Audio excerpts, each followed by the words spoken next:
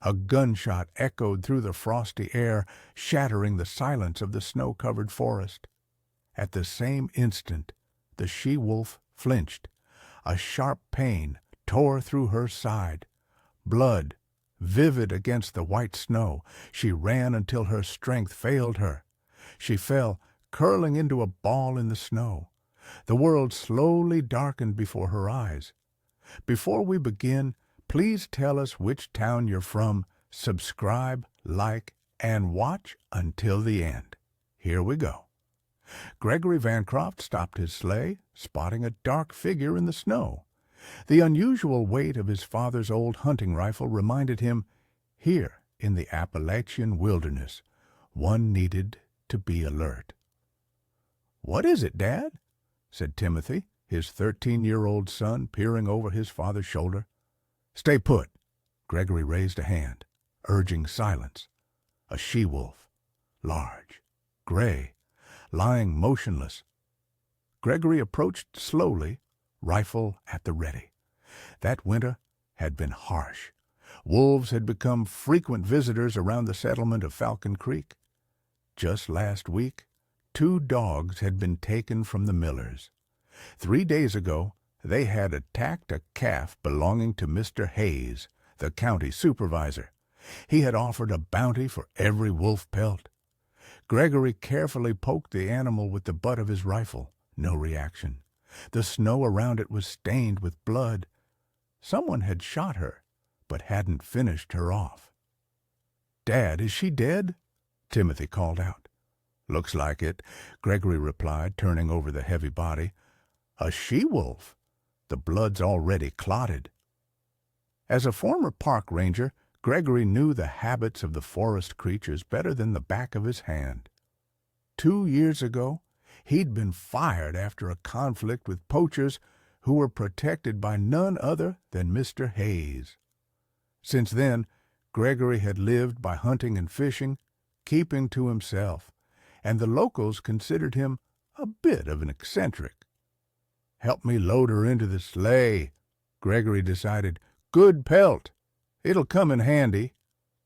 Timothy watched his father with a skeptical expression. Wolf hunting had always seemed cruel to him. "What if she isn't quite dead?" the boy asked quietly. Gregory chuckled. He lifted the heavy body, placed it in the sleigh, and covered it with burlap. "Don't worry, there's no helping this one now." Every movement of Gregory spoke of the strength of an experienced hunter. His heavy coat, frost-rimmed beard, eyes narrowed against the bright snow. He himself resembled a predator, stern but fair. The horse whinnied nervously, sensing the predator's scent. Gregory calmed it with a soft word and a pat on the neck. The sleigh creaked over the crusted snow. Timothy kept glancing back at the motionless bundle. Something about it unsettled him. The Vancroft home stood at the very edge of the settlement, closest to the forest. A log cabin, low slung, with a snow-drifted fence and sheds filled with firewood. "Bill, come see what we brought back," Gregory called out, leading the horse into the yard. William, his younger brother, came out onto the porch. Limping on his left leg, a reminder of his service in the Gulf War, he made his way into the yard. "A gray one?" William whistled. "A fine specimen." "A female," Gregory corrected. "I'll take her to the shed, skin her in the morning." Timothy, without a word, ran into the house. Deep down, he disapproved of wolf hunting. Grandfather Edward, Gregory's father, often told the boy ancient legends of wolves, guardians of the mountains, of their wisdom and loyalty. After supper, when his father and uncle settled down for a game of chess, Timothy slipped out of the house unnoticed. The old shed was dark and quiet. The boy flipped a switch. A dim bulb illuminated the space. The she-wolf lay on the burlap, curled up. Timothy slowly approached, reaching out his hand, and recoiled. The wolf's amber eye stared at him. alive, full of pain and something else. Understanding? You, Timothy breathed. You're alive. The boy's heart pounded with excitement. He darted towards the door but stopped. Tell his father? What if he decided to finish off the wounded animal? Timothy returned to the she-wolf. He carefully touched her wet nose. Warm. The boy's hand rested on her gray fur. The wolf's breathing was shallow and infrequent. Don't be scared. I'll help you. The old shed quickly transformed into an impromptu hospital. Timothy brought an old blanket, a bowl of water, a piece of boiled meat from the fridge. With a doctor's caution, he examined the wound. The bullet had grazed her ribs, avoiding vital organs. "You're lucky," Timothy whispered, cleaning the wound with warm water and antiseptic. "Someone's a pretty good shot, or a pretty terrible one, depending on how you look at it." The she-wolf didn't resist. Her gaze, wary but not malicious, followed every move the boy made. "Timothy!" His father's voice rang out from the yard. "Where are you?" "Coming." Timothy hastily turned off the light and slipped out of the shed. "What were you doing in there?" Gregory frowned. I just wanted to look at the wolf," Timothy replied, not lying. "You'll have plenty of time for that tomorrow. Get inside, do your homework." That night, Timothy couldn't sleep. The gaze of the wounded she-wolf lingered in his mind. He made a decision. He would save her, no matter what. "Dad! Dad!" Timothy burst into the kitchen early the next morning. The wolf! She's alive!" Gregory slowly lowered his teacup. "What are you talking about?" His voice was calm, but a flicker of concern showed in his eyes. "I swear, go see for yourself." The former park ranger, wasting no time, pulled on his boots and went outside. Timothy followed close behind him. In the shed, Gregory turned on the light and froze. The she-wolf was indeed alive. She even lifted her head, looking at them. "Well, I'll be—" Gregory breathed. "I checked her myself." "She was unconscious," Timothy explained quickly. "Dad, please, we have to help her, right? Don't kill her." Gregory knelt, examining the animal closely. With a professional eye, he assessed the wound, her overall condition. "Do you know what will happen if the settlement finds out?" he asked quietly. "No one will know," Timothy passionately retorted. "The shed's at the back. No one comes here." Gregory thoughtfully rubbed the stubble on his chin. He looked at his son. There was such pleading in the boy's eyes that his heart softened. "Mr. Hayes has offered a bounty for wolf heads," Gregory murmured, "and here we are, about to nurse one back to health." "But it's the right thing to do," Timothy said softly. "Grandfather always said, 'Don't kill without need.'" Gregory sighed. Old Mr. Edward, his father, was known for his strange views.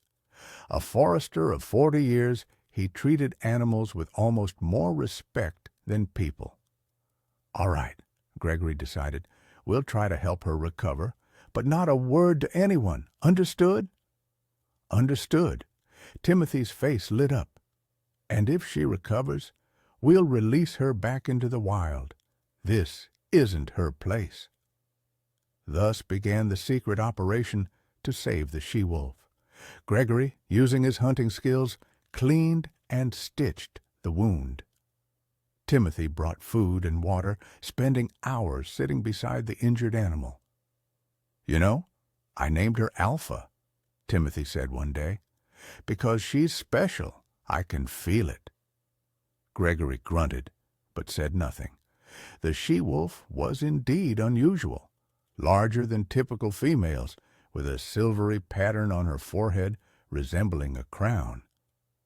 "Are you two frozen in that shed or something?" inquired Uncle William a week into Timothy's mysterious disappearances. "The boys got a school project," Gregory lied. "Biology." William merely shook his head, but asked no more questions. February turned to March. The wolf's wound had healed, and she had grown stronger. Now Alpha recognized Timothy, allowed him to pet her, and took food from his hand. Gregory watched this friendship with a mix of surprise and apprehension. "Don't get too attached," he warned his son. "She's a wild animal. Her home is the forest." "I know," Timothy sighed, "but I think she understands me, sometimes even better than people do." In mid-March, something unexpected happened. One morning, Timothy noticed that the wolf's belly was noticeably rounder. "Dad, I think we're going to have pups," he announced excitedly. Gregory examined the animal with concern. "Yes, it looks that way. She was already pregnant when we found her." "That's wonderful!" Timothy exclaimed. "I'm not so sure," his father frowned. "Pups mean noise. They'll be harder to hide."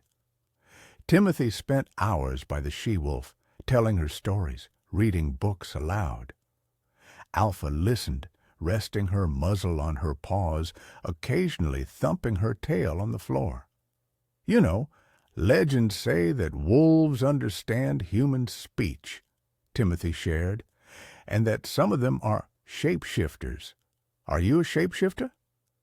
The she-wolf gazed at him with her attentive amber eyes, and the boy felt as if she truly understood every word. In early April, 4 pups were born, 3 gray and 1 white as snow. Timothy was ecstatic. He named them Smoky, Rocky, Luna, and Phantom. "Now, do you understand why they need to be returned to the woods as soon as possible?" Gregory asked, watching the squirming, blind puppies. Timothy nodded, but tears welled in his eyes. "I know, but can they stay with us until they're stronger?" Gregory sighed and nodded. The pups grew quickly. Within 2 weeks, they opened their eyes, and a month later they began to explore the shed, playing with each other and with Timothy.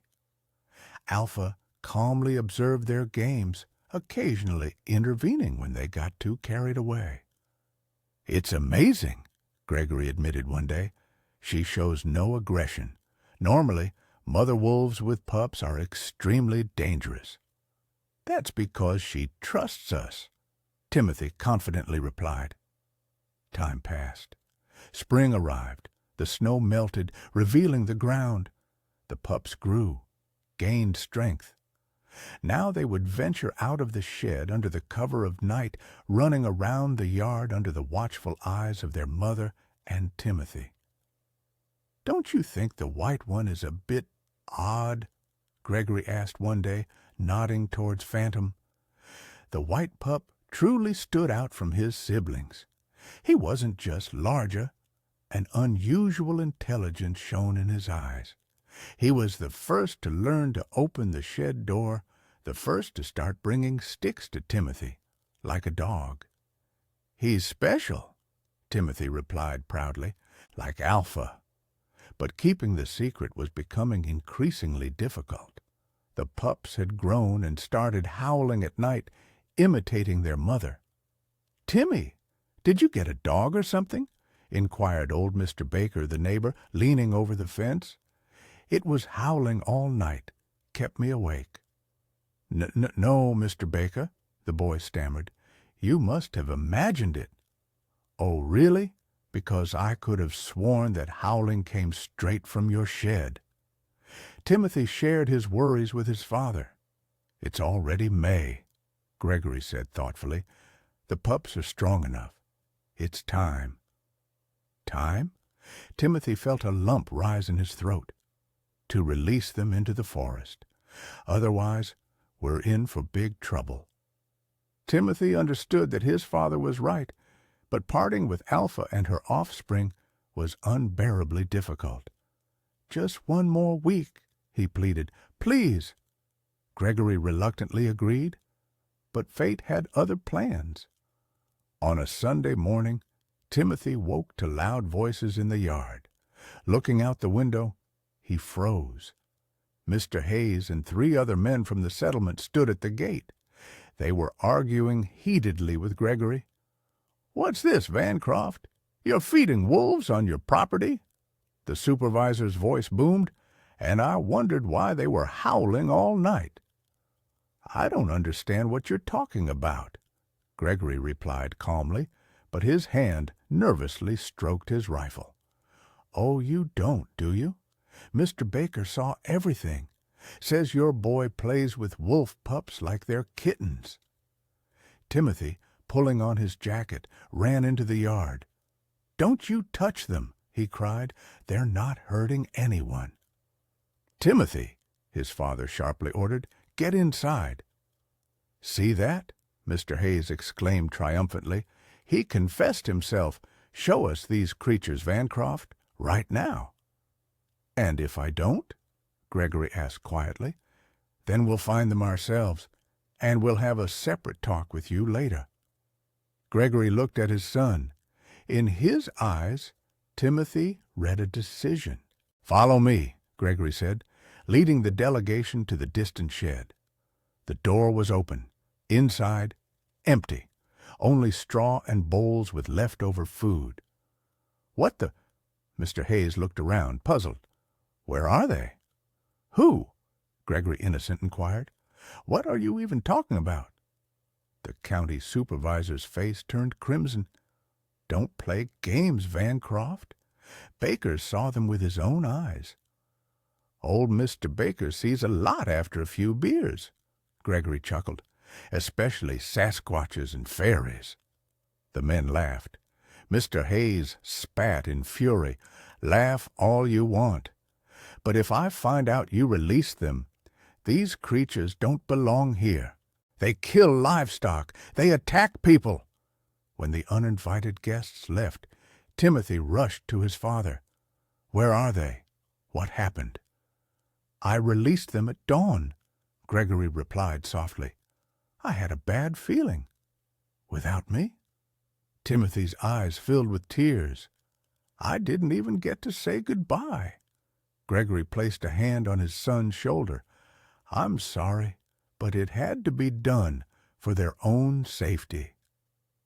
That night, Timothy couldn't sleep for a long time.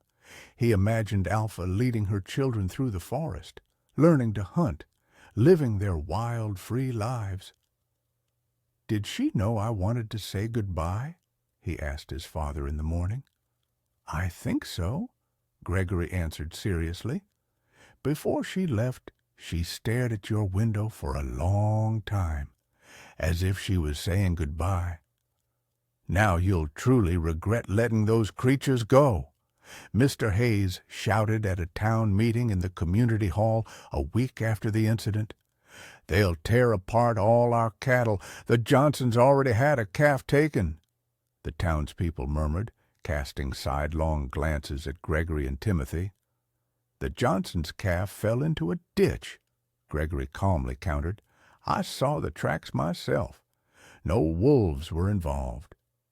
"And I lost 2 geese," screeched old Mrs. Davis. "It was your wolves." "A fox took the geese," Gregory parried. "Wolves aren't interested in goose meat." But convincing people was difficult. Every loss, every misfortune was now blamed on the Vancroft wolves. Gregory was no longer invited on hunts. Timothy was shunned at school. "They're just scared," Gregory explained to his son. "Fear makes people cruel." Timothy nodded, but a knot of anxiety twisted in his stomach. What if the she-wolf really did start seeking revenge on people? What if Mr. Hayes was right? But weeks passed, and no wolf attacks occurred. More surprisingly, domestic animals and poultry stopped going missing. It was as if the pack was deliberately avoiding the settlement. "It's strange," old Mr. Baker mumbled, smoking on his porch. "Wolves used to come around often. Now it's like they vanished." "Maybe they moved on to other territories?" Timothy suggested, passing by. Nah, the old man shook his head. Wolves don't just abandon their territory. Something else is going on. That summer, a wolf pack was seen in the forest, unusually large, with a white wolf among them. Hunters gave them a wide berth. There was something unsettling about these animals, even though they showed no aggression towards humans. Timothy often went to the edge of the woods, hoping to see Alpha or her children, but they never appeared. Only sometimes at night, when the wind blew from the mountains, a distant wolf howl would reach the settlement, and Timothy felt as if he recognized his wolf's voice in it. "Do you miss them?" Gregory asked one day, noticing his son gazing into the forest. "Very much," Timothy admitted. "Sometimes I think she was magical." Gregory nodded thoughtfully. "You know, your grandfather used to tell a legend about the Snow Queen, a white she-wolf born once every 100 years among the gray wolves. They say she possesses special wisdom and can understand human speech." "Do you think Alpha could have been—" Timothy didn't finish, afraid of sounding ridiculous. "Who knows?" Gregory shrugged. "The mountains hold many secrets." "Tell me more about that legend," Timothy urged. "They say if a person saves the life of the Snow Queen, she and her offspring will protect their lineage for many generations." Gregory continued. "They won't touch their livestock nor their home." "She promised me," Timothy said softly, "when I said goodbye to her that night." "That night?" Gregory was surprised. "But you didn't—" "I woke up," Timothy confessed. "I saw you leading them out. I went into the yard after you went back inside. Alpha, she returned, came right up to me, licked my hand, and then she looked into my eyes, and I felt like I heard her voice inside my head. She said she wouldn't forget us, that we were her family too now." Gregory looked carefully at his son. In his eyes there was no disbelief, only quiet wonder. "I believe you," he simply said. Years passed. Timothy grew up, finished high school, and went away to study in the city. He became a zoologist, a wolf specialist. Every summer he returned to Falcon Creek, to his father's home. One day, already a well-known scientist, Timothy brought an expedition to his hometown to study an unusual wolf pack inhabiting the surrounding mountains. "An amazing phenomenon," he explained to his colleagues.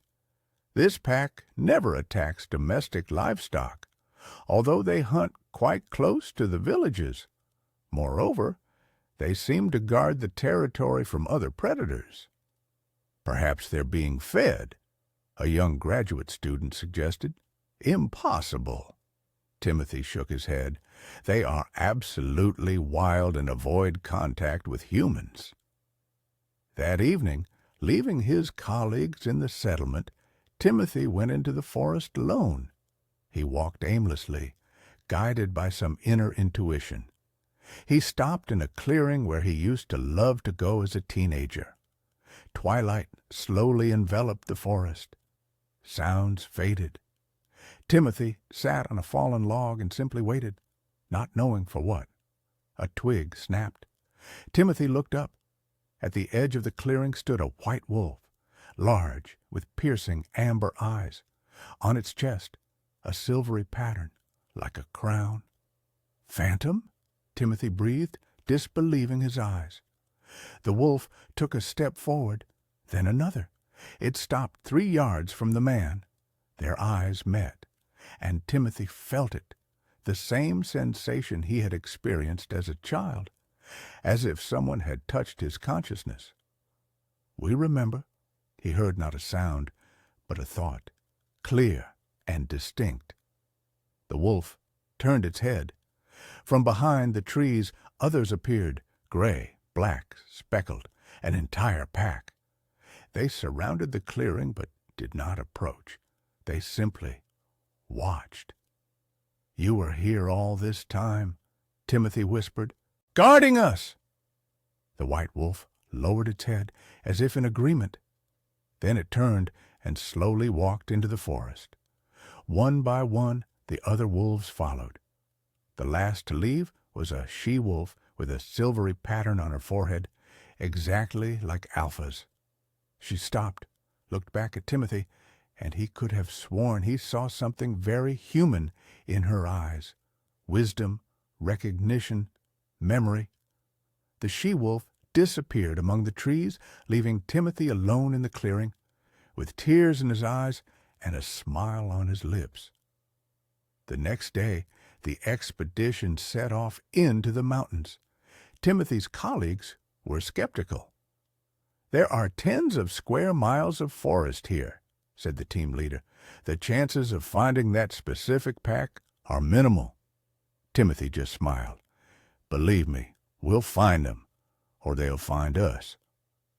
By evening, they had set up camp on a high plateau. They built a campfire, had dinner. The sun disappeared below the horizon, giving way to the stars. "Timothy, tell me your theory again," asked Marina, a biology student. "Why do you think this pack is special?" "It's not just a theory," Timothy replied, looking into the fire. "It's a fact. 20 years ago, wolves in these forests regularly attacked domestic livestock. Then the attacks stopped completely, and not just here, throughout the entire region. Perhaps their population declined," someone from the group suggested. "On the contrary," Timothy shook his head. "According to our data, it has grown over the years, but their behavior has changed, as if someone taught them to stay away from human settlements." "Timothy means they have a very intelligent leader," interrupted the team head, Dr. Thompson, "which is entirely possible. Animals learn, adapt." "It's not just that," Timothy said quietly. "This pack defends the territory from other predators, including other wolves that might attack livestock. They act as guardians." "Guardians?" Thompson scoffed. "Isn't that a bit too romantic for a scientific hypothesis?" Timothy wanted to answer, but he was interrupted by a sound. A prolonged melodic howl echoed through the mountains. Other voices joined it, creating a remarkable harmony. "They're close!" Marina exclaimed excitedly, grabbing her binoculars. "Very close," Timothy nodded, "and they know we're here." They heard the wolves all night, not threateningly, but rather welcomingly. And in the morning they found tracks around the camp. Many tracks. "They were here," Thompson stated in surprise, examining the paw prints. "Literally meters from the tents, and no one noticed." "They didn't want to be noticed," Timothy smiled. Over the next week, the expedition witnessed a marvel. The white wolf and its pack allowed the humans to approach, observe, and even photograph them. Such behavior was unprecedented for wild animals. "It's incredible," Dr. Thompson admitted after several days of observation. "They act as if they recognize you, Timothy." Timothy remained silent. Some stories were too personal, too unbelievable to share, even with fellow scientists. On the last day, as they packed up their equipment, Timothy walked away from the group. He wanted to be alone, to say goodbye to the mountains, to the forest, to them. "I know you're somewhere nearby," he said softly, addressing the forest. "Thank you for everything." The white wolf appeared suddenly, woven from the forest shadows, stepping silently on the soft earth. It stopped a few paces away. "Hello, Phantom," Timothy smiled. The wolf looked at him not as a beast at a human, but as an equal at an equal. In the depths of its amber eyes, ancient wisdom beyond human comprehension swirled. Protect them, Timothy asked. I know you understand me. The wolf blinked, as if in agreement. Then, unexpectedly, it took a step forward and touched Timothy's hand with its nose. The touch lasted a second. Then the beast retreated, turned, and disappeared among the trees, a white phantom dissolving into the green sea of the wilderness. Timothy stood motionless. Tears streamed down his cheeks, not from sadness, but from a deep, poignant understanding of the miracle he had witnessed, from the realization of the connection that bound man and wild creature. "Hey, Timothy!" Marina's voice called out. "We're leaving. Where are you?" "Coming," he replied, and slowly walked back to camp. A month later, the expedition's report caused a sensation in the scientific community. The phenomenon of behavioral anomaly of a wolf pack in the Appalachian Mountains was the title of an article in a prestigious journal. Colleagues built theories, put forward hypotheses, demanded new research. Timothy answered questions, participated in discussions, but kept the main thing to himself. "Professor Vancroft, how do you explain such unusual behavior in these wolves?" a journalist asked at a press conference. Timothy smiled. "Sometimes nature presents us with riddles that have no simple answers. Perhaps it's evolutionary adaptation. Perhaps it's the result of unique conditions. Or perhaps—" He paused, remembering Alpha's amber eyes, Phantom's farewell gaze, the ancient legend of the Snow Queen. "Perhaps there are things in the world that science isn't yet ready to explain. And that's beautiful, for mystery enriches our lives." Later that evening, Timothy received a strange letter, no return address, postmarked from his hometown. Inside, a yellowed photograph. In it, teenage Timothy and his father stood by the house, and in the background, barely discernible in the shadow of the porch, a gray figure with a silvery pattern on its forehead. Attached to the photograph was a note, written in a shaky old hand. "Found this among your father's things. He knew, always knew, and so did I. Keep their secret, boy. Old Mr. Baker." Timothy looked at the photograph for a long time. Then he carefully placed it in an old album where his most cherished memories were kept. That night, in his city apartment, he had a dream. He was a boy again, running through the snow-covered forest. Wolves ran beside him, gray, black, white. They were his pack, his family, and leading the way, a majestic she-wolf with a crown on her forehead. "We will always be near," she said without words, "as long as you remember, as long as you believe." Timothy woke with a smile. Outside his window, a new day was dawning. In the mountains, it was quiet. The forest was waking up. Gray mist clung to the slopes. On a ridge overlooking the valley stood a white wolf. Beside him, a she-wolf with a silvery pattern. Their gaze was fixed on the distance where the lands of humans began.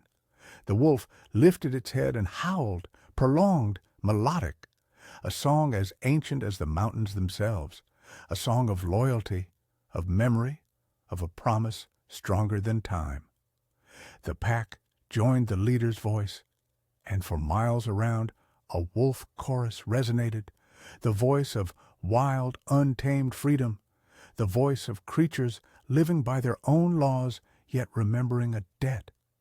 In the settlement of Falcon Creek, people woke, hearing that distant howl. Some crossed themselves, some drew their curtains, but no one was afraid. For many years now, no one had feared the wolves, because everyone knew the Vancroft wolves guarded their peace. Many years later, Timothy, now a gray-haired professor, a renowned wildlife conservationist, returned to his home settlement He bought his father's house, which had been empty for some time, and restored it. Why this backwater? His colleagues wondered. With your reputation, you could live in any capital city in the world. My roots are here, Timothy replied, and I made a promise. Settling into his childhood home, he often roamed the surrounding forests. He observed, took photographs, made notes. The locals regarded him with respect. A famous scientist, a conservationist, one of their own.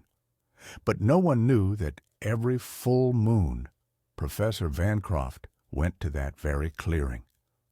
He sat on a fallen log and waited, and almost always he was met by silent guests with amber eyes.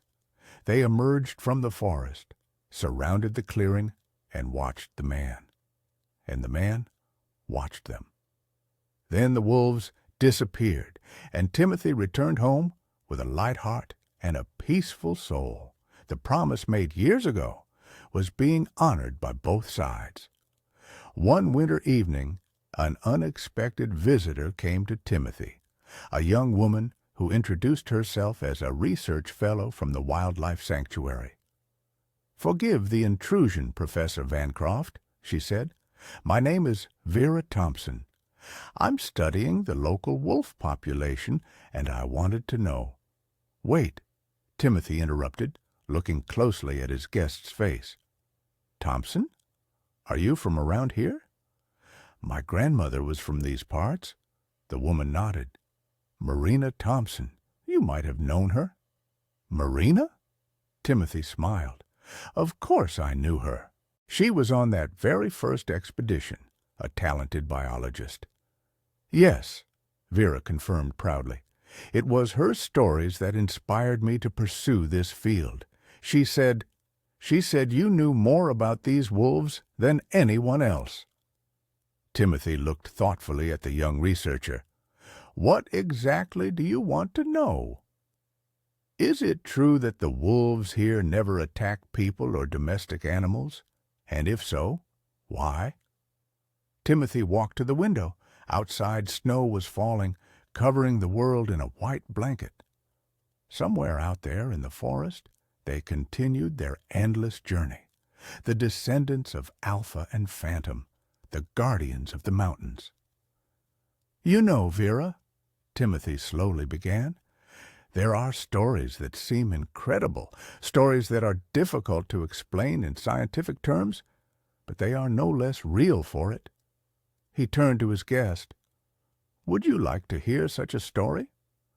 "Very much," Vera replied with genuine interest. Timothy smiled. Perhaps it was time to share. Perhaps this young woman with eyes that resembled amber wolf eyes was the one person he could trust with the secret. "Then listen," Timothy said, and began his story. "It happened many years ago, on a cold winter in the Appalachian Mountains." And outside the window the snow continued to fall, and somewhere in the distance, at the very edge of hearing, a wolf howl sounded, a song connecting past and present, a song of loyalty stronger than time and death. When Timothy finished his story, silence fell in the room. Vera looked at the old professor with wide eyes. You mean to say you personally knew that wolf? And her descendants?" she asked incredulously. "That's exactly what I'm saying," Timothy nodded. "I know that for a scientist such statements sound odd, but sometimes science can't explain everything." Vera lowered her gaze to her hands, then looked back at Timothy. "My grandmother, she told me before she died that there was a miracle in these mountains, that wolves and people had made an ancient pact here. I thought it was just a beautiful fairy tale." "Many great discoveries began with fairy tales," Timothy smiled. Can you show them to me?" Vera asked hopefully. Timothy looked at her closely. Something about this young woman was familiar. Perhaps the direct, honest gaze, perhaps the same hunger for wonder that had once filled him. "I can't promise," he replied cautiously. "They come when they wish. But tomorrow is the full moon. We can try." The next evening they ascended a snowy trail. Timothy walked slowly.